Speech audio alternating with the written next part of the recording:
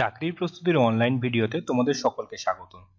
আজ থাকছে আবার ইকোনমিক্স, আর আজকের ক্লাস সংখ্যা হলো 92। তা আজকের ক্লাসের যে বিষয়বস্তু আছে তার মধ্যে অনেকগুলো জিনিস আমরা নতুন করে শিখবো। আমরা শিখব রোলিং প্ল্যান কাকে বলে, অ্যানুয়াল প্ল্যান কাকে বলে, বা আর যে সমস্ত প্ল্যানগুলো ছিল, যে 5 ইয়ার প্ল্যানগুলো ছিল, সেগুলো কতটা সাকসেস পেয়েছে বা কিভাবে তাদের সাকসেস হয়নি, তার কারণটা কি, সেগুলো আমরা জানবো। তাহলে চলে আসি, প্রথমেই আসছে হলো রোলিং প্ল্যান। আমরা 5th 5 ইয়ার প্ল্যান পর্যন্ত পড়েছিলাম। এটা এসে যাচ্ছে রোলিং প্ল্যান। 5th এর পরে আসে রোলিং প্ল্যান, কত থেকে 78 থেকে 80 সাল পর্যন্ত। ঠিক আছে, খুব ইম্পর্টেন্ট একটা প্রশ্ন এখান থেকে আসে যে কোন গভর্নমেন্ট হচ্ছে গিয়ে এই রোলিং প্ল্যান প্রপোজ করে। এটা হচ্ছে জনতা গভর্নমেন্ট। এই জনতা গভর্নমেন্ট যে রোলিং প্ল্যান প্রপোজ করে সেটা হলো 5th আর 6th 5 ইয়ার প্ল্যানের মাঝখানে। যখন কংগ্রেস সরকার আবার ক্ষমতায় আসে 1980 সালে, সেই সময় রোলিং প্ল্যান ক্যান্সেল হয়ে যায় আর 6th 5 ইয়ার প্ল্যান আবার চলে আসে। আর এই যে রোলিং প্ল্যানটা ছিল, এটা মিনিমাম নিড মডেল বা মিনিমাম নিড প্রোগ্রাম, যেটা তার উপরে দাঁড়িয়ে হচ্ছে কি তৈরি করা। এটা 5th 5 ইয়ার প্ল্যানেরও বেস মডেল ছিল। এই রোলিং প্ল্যানের পরে চলে আসে 6th 5 ইয়ার প্ল্যান বা 1980 থেকে 85 সাল। আবারও বলছি, সালগুলো খুব ইম্পর্টেন্ট, সালগুলো মনে রাখবে কবে থেকে কবে পর্যন্ত 6th 5 ইয়ার প্ল্যান ছিল। যদি এসএসসি বা নিচু লেভেলের পরীক্ষাগুলো দেওয়া হয়, যেগুলো 10+2 লেভেল কিংবা গ্র্যাজুয়েশনের ভেতরেও যেগুলো একটু মানে নিচু লেভেল অ্যাডমিনিস্ট্রেটিভ গ্রেডের পরীক্ষা নয়, সেই ধরনের পরীক্ষাগুলোতে সালের বেশি আর কোন মডেলের উপর দাঁড়িয়ে রয়েছে এই সমস্ত প্রশ্ন ছাড়া বিশেষ কিছু আসে না। মেনলি যদি আরো উপর দিকে যাওয়া যায়, ডাব্লিউবিসিএস বা এই ধরনের অ্যাডমিনিস্ট্রেটিভ গ্রেডের বা এ গ্রেডের পরীক্ষা দেওয়া যায়, সেক্ষেত্রেই একমাত্র দেয় যে সেই প্ল্যানের কি কতটা সাফল্য, কেমন ভাবে এসছে, তার মডেলের মূল বৈশিষ্ট্য কি, এগুলো আসে।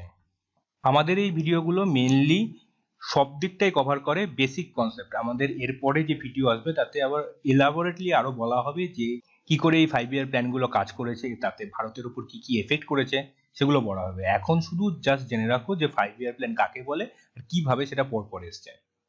তো এবার দেখি 6th 5 ইয়ার প্ল্যানে কি বলেছে। 6th এ বলেছে যে এটা নেহরুভিয়ান মডেল, যেটা পুরনো 5 ইয়ার প্ল্যানও কিছু ছিল, এই নেহরুভিয়ান মডেলের ওপরে তৈরি হয়েছে। আর কি, এই সময় মডার্ন টেকনোলজি, এক ডিক্রিজ ইন পভার্টি মানে হচ্ছে গরিবি হাটাও সেই কনসেপ্ট, আনএমপ্লয়মেন্ট কমানো, আর পপুলেশন কন্ট্রোল বা ফ্যামিলি প্ল্যানিং। এইটা হচ্ছে, এই ফ্যামিলি প্ল্যানিং হচ্ছে এই যে 6th 5 ইয়ার প্ল্যানের একটা বৈশিষ্ট্য এই সময় থেকে দেখতে পাওয়া যায়। পরেরটাতে চলে আসি, আসছে 7th 5 ইয়ার প্ল্যান। সালটা আবার ইম্পর্টেন্ট, 85 থেকে 90। এই 7th 5 ইয়ার প্ল্যানের লক্ষ্য কি ছিল? এক ছিল যে খাদ্যশস্যের উৎপাদন বাড়ানো, আর দুই হচ্ছে গিয়ে এমপ্লয়মেন্ট অপরচুনিটি বাড়ানো, মানে হচ্ছে গিয়ে কর্মসংস্থান বাড়ানো।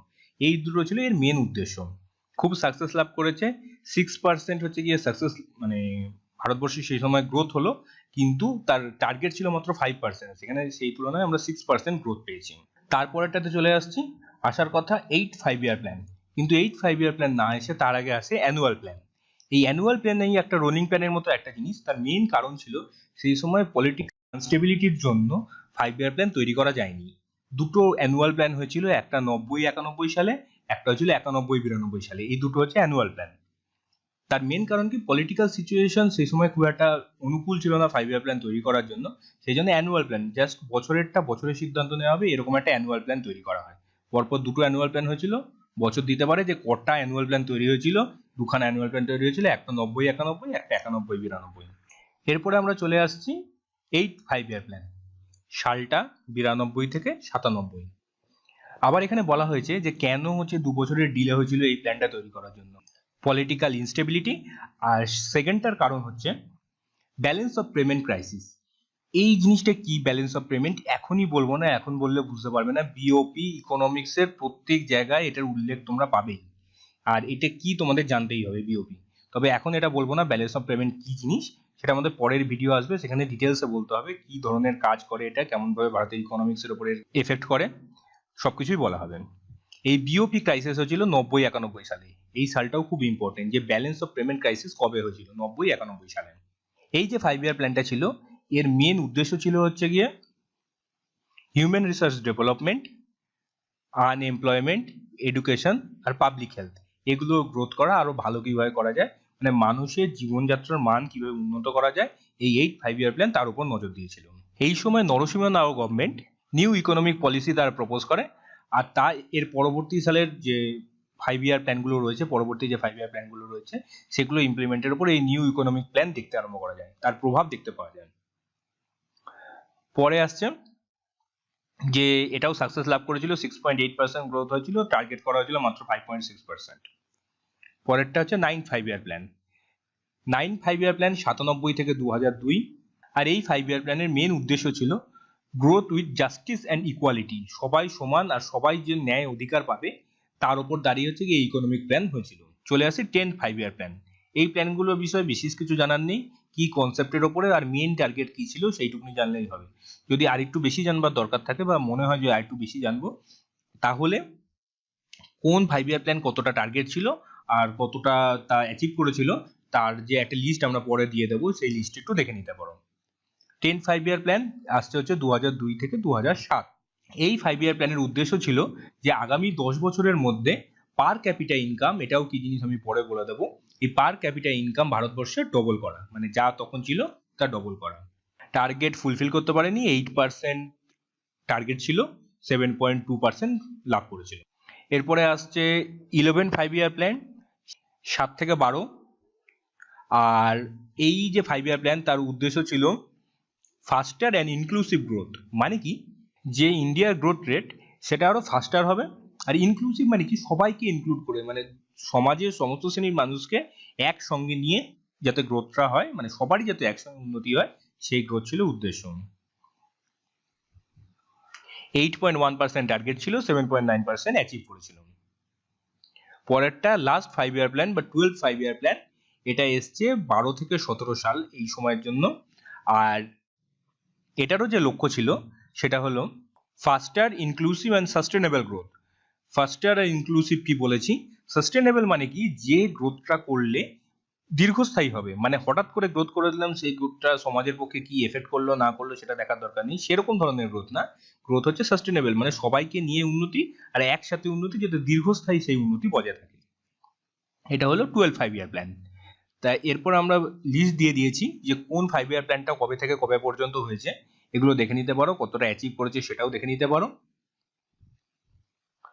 এখানে রয়েছে 12 পর্যন্ত, 7 থেকে 12 পর্যন্ত প্ল্যানের গ্রোথ টার্গেট আর কতটা অ্যাকচুয়ালি অ্যাচিভ করেছিল তার লিস্ট দেওয়া হয়েছে। এরপরে দুখানা টার্ম আমাদের জানতে হবে, একটা হলো কমন মিনিমাম প্রোগ্রাম, এই টার্মটা, একটা হচ্ছে মিনিমাম নিড প্রোগ্রাম। এই দুটো অনেকটা কাছাকাছি টার্ম, সেই জন্য আমি আলাদা করে বলে দিচ্ছি, অনেক সময় আসে পরীক্ষাতে।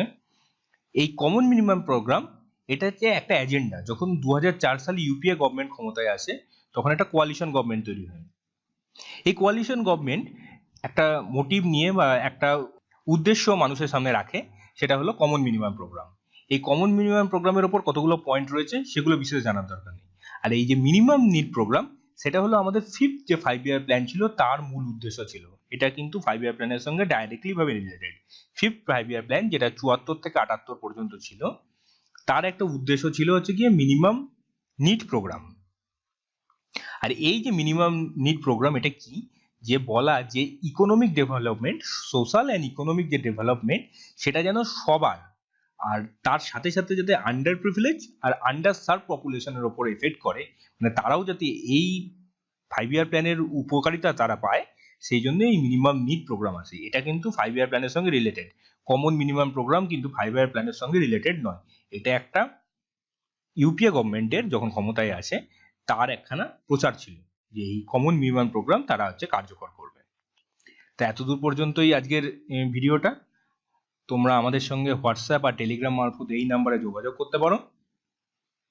নাম্বারগুলো সবসময় খোলা থাকে, তোমরা ফোনের মারফতও আমাদের সঙ্গে যোগাযোগ করতে পারো।